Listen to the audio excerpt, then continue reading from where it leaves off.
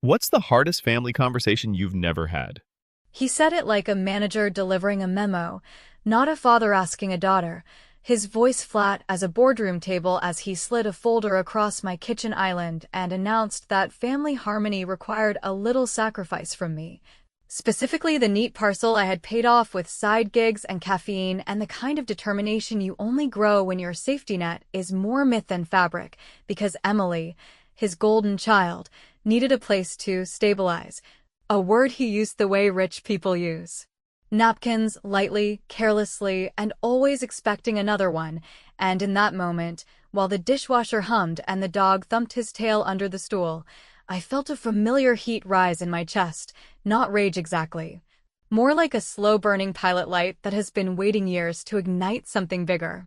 I watched him straighten the papers like he was tidying a battlefield he believed he had already won, reminding me that family equity is not a word he recognized unless the ledger said he came out ahead. And I remembered all the times he praised Emily for breathing while grading me on a curve he never admitted existed. The Christmas where she knocked over a tree and got a necklace while I got lectured about responsibility. The summer he co-signed her car after she totaled her previous one in a weekend told me that hardship builds character when I asked for help with a security deposit, the thousand little slights that do not look like slights on paper, but feel like them when they land on your skin day after day after day. So I smiled the way you smile at a pushy salesman at a mall kiosk, all polite teeth and nowhere for him to hook the pitch, and I told him I would absolutely review the documents, because I am nothing if not cooperative. And while he took that as agreement and began reciting a timeline like we were negotiating a corporate merger rather than my life, I slid the folder closer with one hand and, with the other, opened my laptop not to read anything but to let the screen glow reflect off my face so he would think I was focusing on the fine print while I was actually watching his reflection, and cataloging tells the way poker players do when the table gets expensive. He said the parcel was wasted on me because I live alone and work from home and do not invite investors to parties by the river, that Emily deserved a clean start after her rough patch, which is our family's delicate phrase for a string of choices that would bankrupt a small town, and I asked what happened to consequences, to the idea that adults build their lives on their own, and he said that is exactly what I am doing by helping, which was the moment I realized he was not persuading me. He was practicing ownership, the same tone he used when a waiter once informed him the kitchen had run out of halibut, and he said, in front of my mother and a room full of people, that scarcity only happens to those without pull. I kept my voice light because anger is a dessert you save for later when it is cooled enough to slice cleanly, and I asked if we were talking about a lease or a gift, and he said transfer, and I asked if transfer meant forever or a symbolic spell of goodwill. And he said forever, because goodwill is too vague to protect Emily, and in my head I filed away that verb the way a paralegal files an incriminating email, carefully, precisely, with the quiet thrill that comes from knowing the other side has just said the part they are not supposed to say out loud. The thing about growing up as the not golden child is that you learn to serve your revenge in porridge bowls, not champagne flutes, slow and filling and never flashy, so I excused myself to get a pen and, in my bedroom, I pulled from the back of a drawer the single sheet I had printed a month ago when an old neighbor hinted at something that made my scalp prickle. A plain page with plain language authorizing a title search and requesting copies of records from a hospital 2 counties over, a hospital my mother once volunteered at the year Emily was supposedly born, and I felt a strange steadiness wash over me because sometimes the universe hands you a breadcrumb, and sometimes it hands you the whole bakery, and you still have to act like you are just tasting. Back in the kitchen, I signed his blank, intent, acknowledgement with a flourish that would make a notary proud, a purely ceremonial gesture that did not bind me to anything but looked dignified enough to relax him, and then I asked him, in that small, joking voice women use to soften truth they are about to sharpen, whether he wanted to look at my property tax receipts just to confirm I had handled everything like a responsible citizen, and when he leaned forward to skim them, I slid a different sheet beneath his hand, the title search authorization addressed to my attorney friend in town, a favor owed and already cashed in, its carbon copy tucked safely away. And I watched him not notice the substitution because men who think they own the room rarely check what is under their fingertips. He called me a good daughter, which tasted like a mint slipped into a mouth that did not ask for it, and he patted the folder and said Emily would be grateful in ways I could not imagine, that someday I would be proud to have saved her future. And that word future clicked in my brain like the lock on a door you are about to open, because despite the years of being told to make myself small, I have learned how to stretch my shadow to fill a space when it matters, and it mattered now, not for the land or the view or even the principal, but for the story he had been telling about what family means, a story that always seems to end with him at the head of the table carving up what he never cooked. I set my pen down, poured him more coffee like a gracious host, let the silence grow just long enough to feel like theater, and then, with the same voice I used to calm my son when the thunder shook our old apartment, steady and low and certain, I said I would not worry too much about Emily's future because she is smart, resilient, and not his to begin with, and the instant the words left my mouth I watched his smile collapse as if a string had been cut inside it, and in that collapse I saw the first small crack in the monument he built to himself, a hairline fracture I intended to widen with patience, with evidence, and with the kind of clever, polite revenge that looks like manners until you notice the floor has shifted under your feet. By the time he left with his folder tucked under his arm like a trophy he had already engraved, the house settled into that after-storm quiet where the refrigerator hum sounds like a witness who has promised not to tell. And I stood at the sink rinsing a mug I had not used, thinking about how families in small American towns love to talk about legacy like it is a porch you repaint every spring, cheerful and fresh, while pretending they do not see the rot under the stairs. Because it is easier to host cookouts and pass the potato salad than to ask why the steps keep sinking, and as that image lingered I realized I had spent years building myself a life without the family subsidy everyone assumed I secretly begged for. A life measured in rent checks mailed on time, second-hand furniture hauled up narrow stairs, and a deed that came with blistered palms and a photo I took of my own grin because no one else was there to mark the moment. I pulled the shoebox from my closet where I keep the paper bones of my history, court receipts from a custody schedule that almost broke me, faded pay stubs from cafe shifts layered over office hours like mismatched shingles, and tucked among them a thin envelope addressed to my mother in a looping hand I did not recognize, postmarked from a town 2 counties over and dated in the late spring of the year Emily was supposedly born.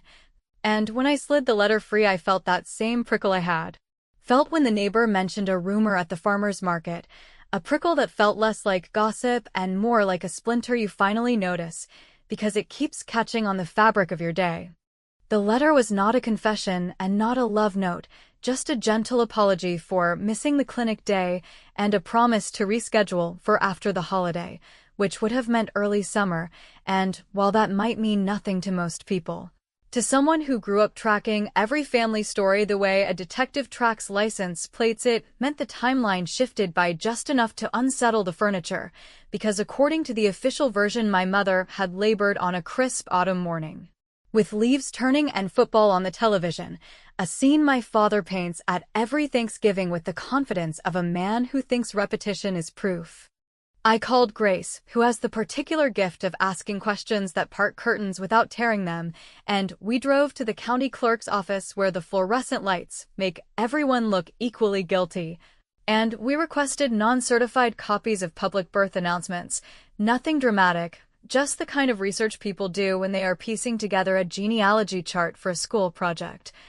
And while we waited I remembered every time Emily received another bailout, another shiny restart, another miracle that arrived on a weekday morning and was immediately framed as proof of her promise rather than evidence of her carelessness. And I felt that old mixture of bitterness and amusement because you can either cry about the unfairness or you can study it until it becomes a map.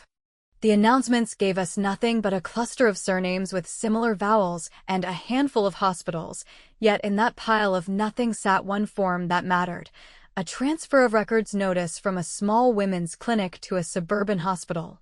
Processed in late summer, and the date was wrong enough to make my scalp go cold.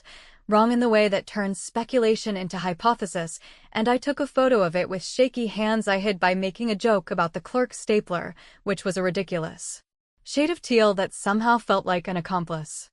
Back home, I set my first small revenge in motion, not a wild swing or a dramatic speech, just a careful nudge at a lever my father did not know I could reach. Because while he lectured me about responsibility, he had put Emily's name on an application for a home equity line premised on the assumption that my parcel would soon be transferred, and the lender, who attends the same Sunday service as Grace's aunt and loves to talk about fiscal prudence between hymns, had discretionary appetite for rosy projections but very little patience for undisclosed risk, so I sent a polite, perfectly factual email from my attorney friend's account noting that the property in question was under review due to title irregularities and that any underwriting premised on imminent transfer would be, in blunt terms, premature.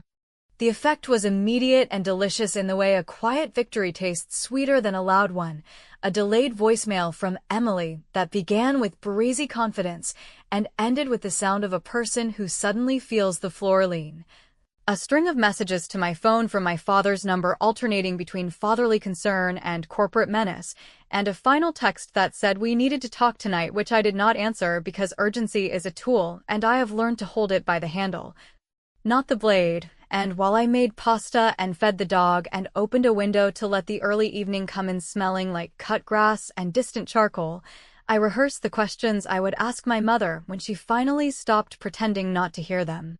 When the house grew quiet again, I opened the old letter and read it twice more, letting each line settle like sediment in water, and I pictured my mother in that late spring, young and brittle and smiling in the way women do when the stakes are life-sized and the audience is always judging, and I thought about how sometimes the cleanest revenge is not the punch, it is the proof, because proof is what rewrites a legacy. And as I set the letter back in its envelope and slid the envelope under the deed in my lockbox, the doorbell rang once, firm and entitled, and a familiar voice called my name through the wood with a patience that sounded like a warning, while another voice, thin, shaken, and closer to tears than I had heard since we were teenagers, whispered, "Please just open up, I need to ask you something about the day I was born."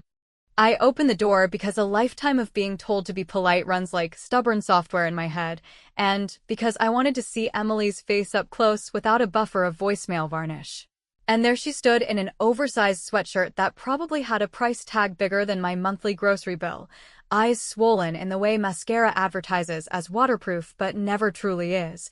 asking in a voice that tried to be casual and failed whether I remembered anything weird about the day she was born, which would have been adorable if it were not soaked in panic, and while my father hovered behind her with the watchful patience of a man who believes time is an asset he personally owns, I told them both to come in and wipe their feet because I am old-fashioned about sand on my floors and modern about holding power where it matters. We sat at the table that I bought secondhand and refinished myself on a Saturday that smelled like varnish and relief, and I slid the envelope onto the wood with the kind of deliberate slowness that makes even confident people adjust their posture, explaining that when you grow up as the understudy, you keep your own archive, a fussy little museum of dates and names and offhand remarks, and that sometimes an apology letter to our mother dated in late spring does not belong in a story about a crisp autumn baby, especially when it mentions a clinic that happens to be the same clinic whose transfer notice to a suburban hospital showed up in the county clerk's files in late summer, and while Emily chewed her lip like a teenager who lost her car keys, my father smiled the way salesmen do when they've been caught and will double down rather than hand back the commission.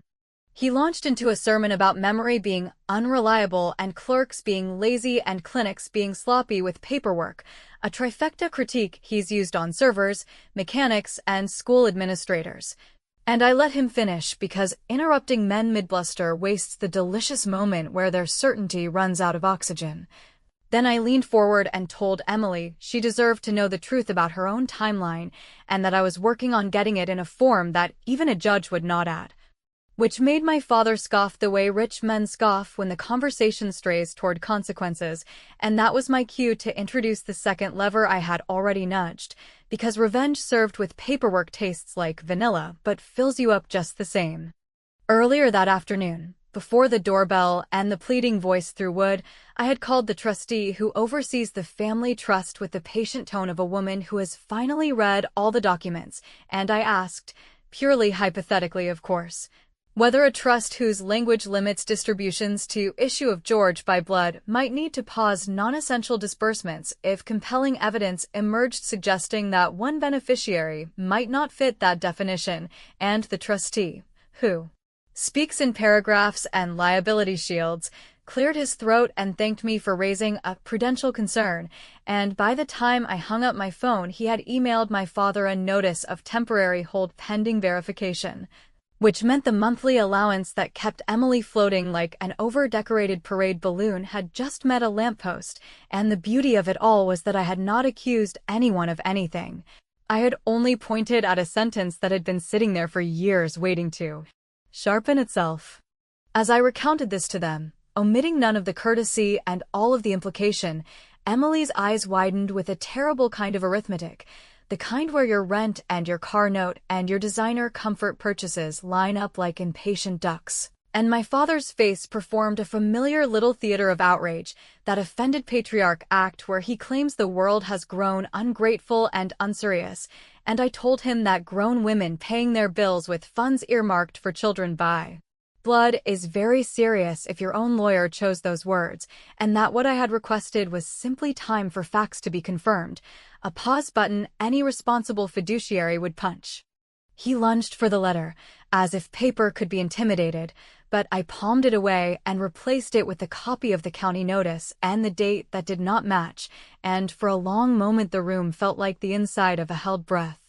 The dog lifting his head as though he could smell the tension molecules, and then the first crack in their duet appeared when Emily asked, very quietly, why Mother always gets teary when football season starts if her favorite team is supposedly Autumn Baby season, a question that landed like a stray key discovering a lock, and I told her there were kinder ways to get to the center than interrogations in kitchens, which was my polite way of saying we need your mother sober and seated with a box of tissues and preferably a lawyer nearby. He told me I was cruel and dramatic and small, which is what men who have underestimated you say when the floor plan of their influence starts to look like a funhouse map. And I let him finish, because the end of that speech is always the same line about family unity and keeping things inside the house. Then I stood, gathered the papers into a neat stack that announced I would not be bullied in my own home. And I said that if he wanted the parcel, the trust, and the legend of his unbreakable patriarchal competence to remain even slightly intact, he should consider giving me the courtesy of 24 hours to arrange a very polite conversation with Mother and a very discreet tour of hospital records that are, by policy, unbothered by bluster. And when he rose with the puffed-up indignation of a man preparing to shout, I shifted my gaze to Emily and told her that if she wanted an ally who would tell her the truth and still set a place for her at the table, she was already sitting in that kitchen, which made my father's voice climb an octave and knock over the salt shaker with his gesture, and in that clatter I heard the sound of a dynasty losing its rhythm. The revenge beat landed without cymbals, just a vibration through the family finance system that would make the next week exquisitely inconvenient for both of them, and as he gathered Emily by the elbow and hissed that I would regret this, I walked them to the door like a good hostess, handed him a clean copy of the notice like a party favor he did not want, and said, in a tone I reserve for doctors and debt collectors, that regret is for people who move too soon, not for those who move exactly on time, then locked the door gently, leaned my forehead against the cool wood, and listened as my phone buzzed with a withheld number that, when I finally answered, delivered a low, careful voice from the hospital archives saying they had located a file that should not exist under our surname, and could I come in first thing with identification and a very open mind. Morning came with that thin hospital light that makes everyone look a little more honest than they plan to be, and as I walked through the archives wing where the air smelled like toner and lemon cleaner, I felt the peculiar steadiness that shows up when you have finally reached the door you have been circling for years, and the clerk, a woman with the calm eyes of someone who files other people's crises for a living, led me to a table where a single gray folder waited with the bureaucratic modesty of a loaded trap, explaining in a whisper that a record existed under our surname that should have been linked elsewhere entirely, a transfer file with signatures that did not match, and a notation in pencil that someone had tried to correct the paper trail after the fact in a way that might fool a casual glance, but not a professional who respects the difference between a midnight amendment and a real birth. I opened the folder with hands that remembered my son's first fever and the chill of a courtroom hallway and the feel of a hard-earned deed, and there it was, a sequence of forms that moved a newborn from a women's clinic to a suburban hospital, stamped in late summer, carrying my mother's first name and a surname that did not belong to us, corrected 2 weeks later with a miraculous autumn timestamp and a clerical explanation that laughed at the calendar, and tucked in the back a consent form, listing guardian present with a line where my father's name should have been, but was replaced by a different man's initials, sharp and deliberate, as though he knew the letters needed to stand like fence posts in a storm. And I felt my throat tighten not from shock but from recognition, because families will spin any story they can cash, and the currency is always your silence. The clerk, who had the good sense to let silence stretch until it meant something, pointed to the chain of custody log and the time gap that would make any judge put down his coffee, and she asked whether I required certified copies or just photographs for now. And I told her both, because I have learned to carry truth in duplicate, and as the copier clicked like a clock counting down, I emailed my attorney friend the scans with a subject line that said only prudential hold justification, knowing that the trust's little pause would become a lock, and that my father would feel the click in his bones before he knew where the sound came from. I drove straight to my mother because hospitals show you bones but mothers carry marrow, and she opened the door with a look that tried to be ordinary and failed, so I set the folder on her kitchen table. The same laminate battlefield where she used to slice coupons while my father monologued about fiscal virtue, and I told her we could either narrate the myth one more time or we could treat this like the emergency it actually was and clean the wound properly.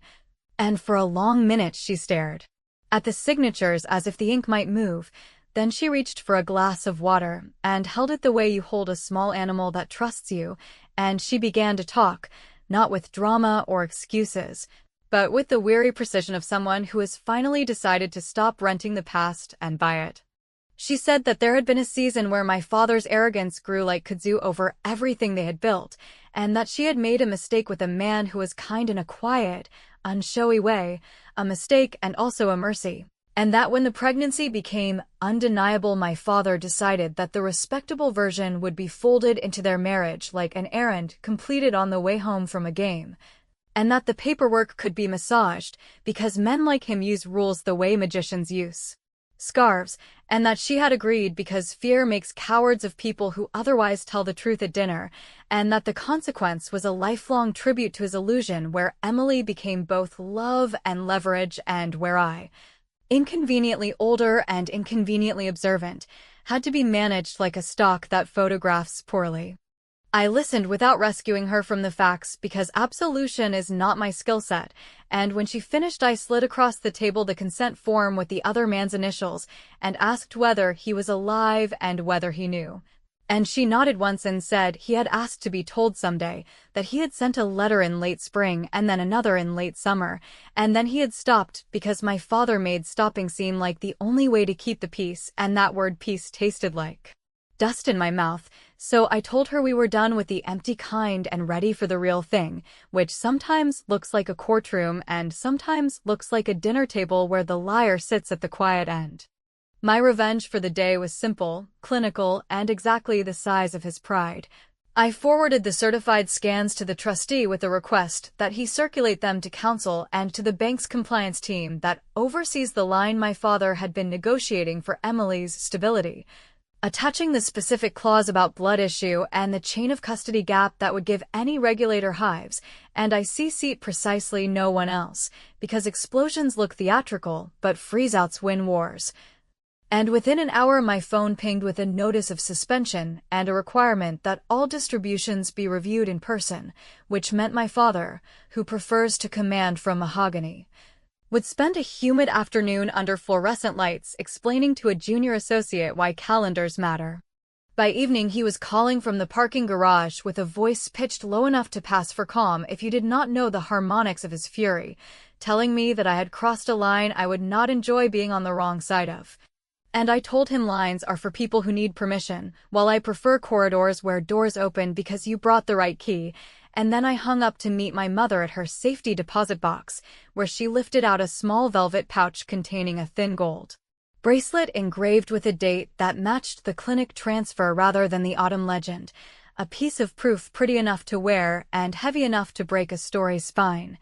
And as we stood shoulder to shoulder in that silent vault, I told her I was arranging a family celebration for Sunday under the pretense of introducing someone I was seeing, which would bring them all to a table they believed they owned. And she squeezed my hand because she understood that sometimes revenge does not need a drumroll. It needs a microphone and the quiet astonishment of a room that finally hears a sentence it cannot unhear, and right then my phone buzzed with a text from Emily asking whether she should bring our father or come on her own, followed by a second message that contained a photograph of a folded piece of paper stamped with the other man's full name. Sunday arrived dressed in that forgiving afternoon light that makes even flawed people look like they might finally tell the truth. And as the family drifted into the rented room at the community hall with its two bright chandeliers and the faint smell of sheet cake that seems to live permanently in municipal drywall, I felt the strange calm that settles over you when the trap you have set is more humane than the cage they built for you, because despite the noise of ants and golf buddies and the clink of ice in paper cups, every chair, every envelope, every word had been arranged to do only what was necessary and nothing that would scorch the earth beyond what the truth already planned to burn. My father took the head of the table the way a man claims a parking space with his personality. My mother sat with her hands folded so tightly the knuckles went pale. And Emily hovered beside the spare chair I had left near me as if proximity might translate into safety, while I made a little speech about gratitude and hard years, and the odd comfort of finding bright threads in a tangle, ending with a joke about how I had invited someone who did not know our family's fondness for theatrical timing, but had shown up anyway. And when the door opened and an ordinary man in a well-pressed shirt stepped in carrying a small box of bakery cookies as if he were arriving at a neighborhood watch meeting rather than the hinge of a family's mythology, the first audible gasp came from an aunt who has never once managed discretion, and the second came from my father, who had never practiced it. I introduced him by his first name only and thanked him for coming on short notice, and he nodded with the sort of careful politeness that belongs to people who have spent most of their lives not taking up unnecessary space. Then I placed on the table three things that look harmless in isolation, but have the power to rearrange a lineage: the certified copies from the hospital, the trust clause enlarged to a readable font with the useful phrase about issue by blood highlighted in a shade of yellow better suited to school buses, and a narrow velvet pouch from my mother's deposit box that held a bracelet engraved with a summer date, and I said that before anyone cut into the cake I would appreciate a brief family housekeeping moment, because housekeeping, unlike legacy, is a task that requires you to actually touch the dust.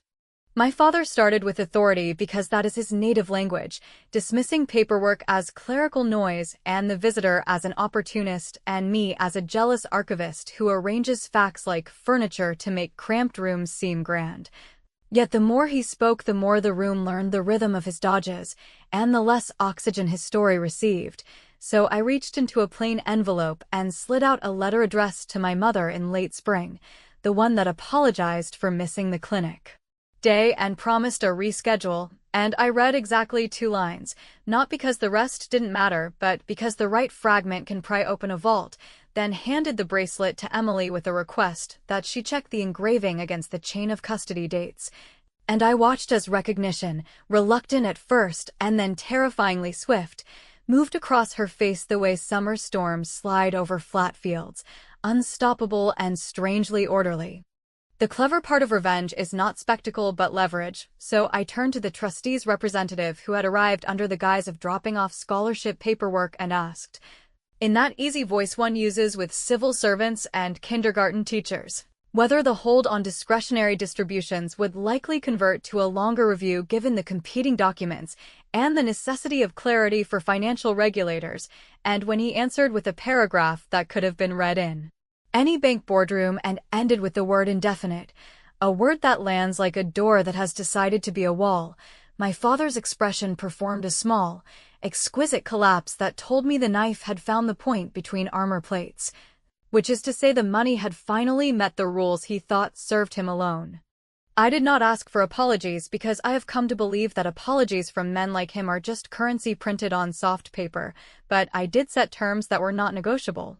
saying that the parcel stays with me and the story changes from a legend about a patriarch to an accurate note in a family ledger, and that Emily would be given the room and resources to decide for herself how and when she wanted to meet the man who had brought cookies to a fight, provided she understood that love cannot be coerced by allowances or measured in down payments, and that my mother, who had paid interest on her silence for decades, would be allowed to retire her debt in the only way that matters, which is by telling the truth even when it makes dinner awkward for a long while. For the finale, I laid a slim white envelope at the center of the table and said it contained a modern test that could quiet every future argument, a tidy piece of science that would tie the bow my father likes to put on messes he did not clean. And I looked at Emily and at the man in the pressed shirt and at my mother clutching the empty pouch, and I told them the envelope would remain sealed until the two people most affected asked otherwise, because revenge that spares the innocent is the only kind worth serving. Then I turned to my father and, with a smile that borrowed its shape from the one he wore the day he tried to sign away my work as if it were a napkin, I said that whether or not the envelope was ever opened, the trust language would still mean what it says, the deeds would still sit in my lockbox, and the summer date on the bracelet would still gleam no matter how many autumn stories he tried to polish. The room did not explode, it settled, which felt stranger and more powerful, with small sounds of forks against plates and a cousin asking softly whether anyone wanted coffee, while Emily stood, walked around the table without looking at our father,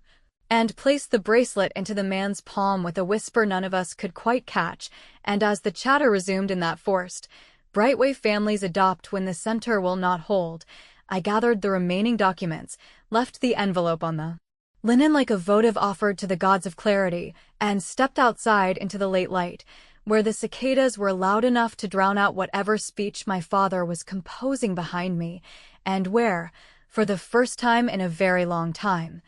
the future felt like a porch I had built with my own stubborn hands, sturdy enough to hold the truth and quiet enough that you could hear a key turn if someone finally decided they were ready to use it.